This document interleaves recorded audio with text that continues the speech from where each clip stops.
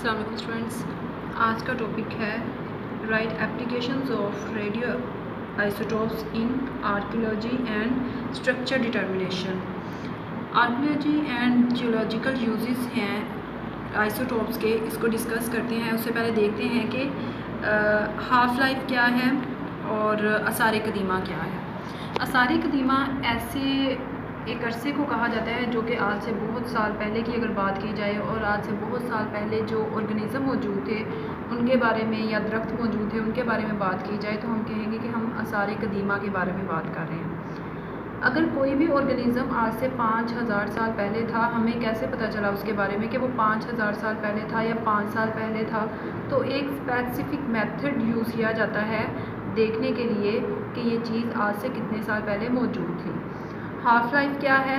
Time required for radioactive substance to reduce its 50% amount. Time required है, कितना time required for a radioactive substance. कोई भी radio active substance है वो अपने आप को रिड्यूस करेगा अपनी 50% अमाउंट, तो उसे कहा जाएगा half life. Archaeology and geological uses में कार्बन डेटिंग एक मेथड है, उसको डिस्कस करेंगे। The radioactive isotopes are used to estimate the age of fossils. Age of fossils, fossils क्या हैं? किसी भी प्लांट्स या एनिमल्स, ह्यूमंस के जो रिमेन्स हैं, बाकियात हैं, जो उनकी चीज़ें बच जाती हैं, बॉडी है, वो उनका जो है उसे एनालाइज करना, उसकी एज को देखना कि ये प्लांट कितने साल पहले मौजूद था या कितने साल पहले का है, तो उसकी एज को डिटरमिन करना। एनिमल्स हैं उनकी एज को डिटरमिन करना। डायनासोर्स हैं उनका पता चला कि आज से इतने हज़ार साल पहले मौजूद थे, तो ये कार्बन डेटिंग के थ्रू और आइसोटोप्स के थ्रू इसका अंदाज़ा लगाया गया। और ये बहुत ज़्यादा इसका इस्तेमाल जो है वो केमिस्ट्री में है, किसी भी ऑर्गेनिज़म का एज फाइंड आउट करना कि ये कितने साल पहले मौजूद था। Dead plants and animals and stones, the age determination of very old object based on the half life. किस पे डिपेंड करता है? हाफ लाइफ पे डिपेंड करता है।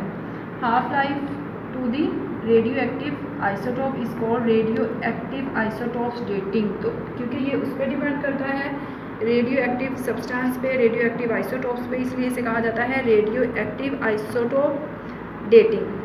एक और इम्पॉर्टेंट मेथड है, an important method of age determination of old carbon containing compound जैसा कि fossils by measuring the radioactivity of carbon 14 in them is called radiocarbon dating और simply carbon dating. ये method है। अब इस method को देखेंगे carbon dating को किस तरह से, मैं आपको एक एग्जांपल के थ्रू बताती हूँ।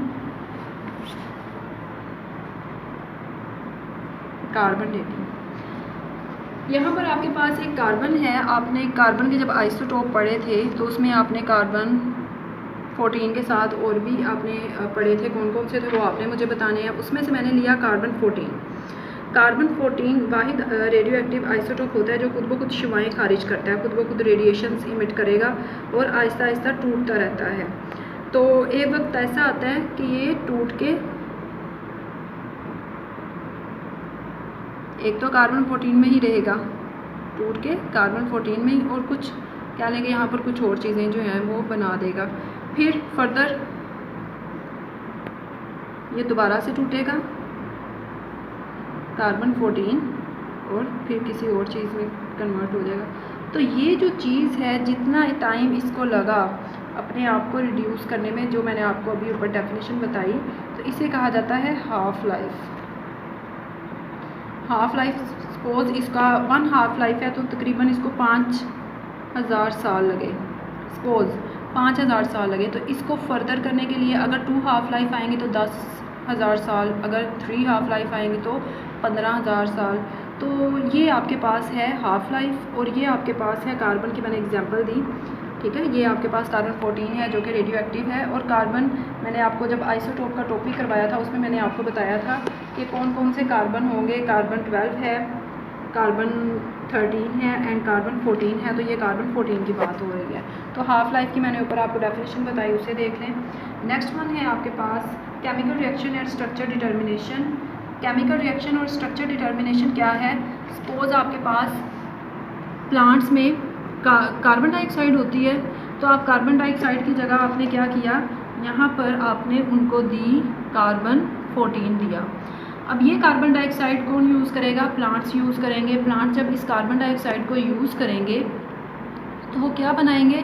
फोटोसेंसिस के थ्रू। फोटोसेंसिस किसे कहा जाता है? पौधों की खुराक बनाने का अमल। तो जब वो क्लोरोफिल और सनलाइट की प्रेजेंस में क्या करेंगे? अपना फूड प्रिपेयर करेंगे, तो यहाँ पर ग्लूकोज की फॉर्म में फूड बनेगा, ग्लूकोज की फॉर्म में। अब ये आपने कार्बन डाइऑक्साइड की जगह आपने क्या दिया था? कार्बन 14। जहाँ जहाँ कार्बन डाइऑक्साइड जाएगी कार्बन 14 की फॉर्म में, तो आप लोग वहाँ पर उसका स्ट्रक्चर डिटरमिन कर सकते हैं और वो क्या क्या रिएक्शन कर रही है और क्या क्या वो होगा, वो सारा आपको पता चलता जाएगा। तो ये है आपके पास फोटोसिंथेसिस का प्रोसेस। इसको पढ़ लेते हैं। दी radio isotopes are used in a chemical reaction to follow a radioactive element during the reaction and ultimately to determine the structure. Structure determination के लिए आपने ये काम किया था। For example, carbon 14 is used to label CO2.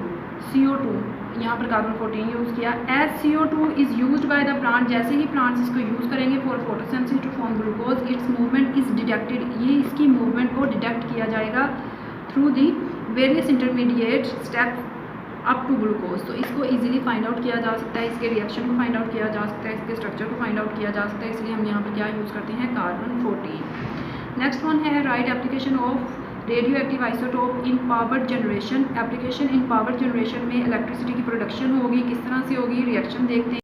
Electricity की generation के लिए ये सामने आपको रिएक्शन नज़र आ रहा है। यहाँ एनर्जी प्रोड्यूस होगी। ये कंट्रोल रिएक्शन है। एनर्जी की प्रोडक्शन के साथ होगा क्या कि वाटर इन बॉयलर बॉयल करेगा, उससे स्टीम प्रोड्यूस होगी, स्टीम से टरबाइन चलेंगे और देन इलेक्ट्रिसिटी जनरेट होगी।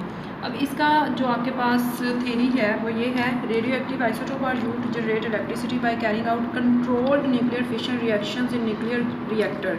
For example uranium 235 atomic number mass number सामने मेंशन है विद स्लो मूविंग न्यूट्रॉन के साथ बम्बार। ये न्यूट्रॉन जो है ये बम्बार करवाए जाएंगे। जैसे ही न्यूट्रॉन बम्बार करवाए जाएंगे, इस पर बम्बारी होगी, तो यूरेनियम जो है वो ब्रेक डाउन करेगा into barium and krypton. Neutron produce होंगे, साथ बहुत ज़्यादा एनर्जी प्रोडक्शन होगी। एनर्जी प्रोडक्शन के थ्रू ही ये सारा प्रोसेस होगा जिसमें इलेक्ट्रिसिटी जनरेट होगी।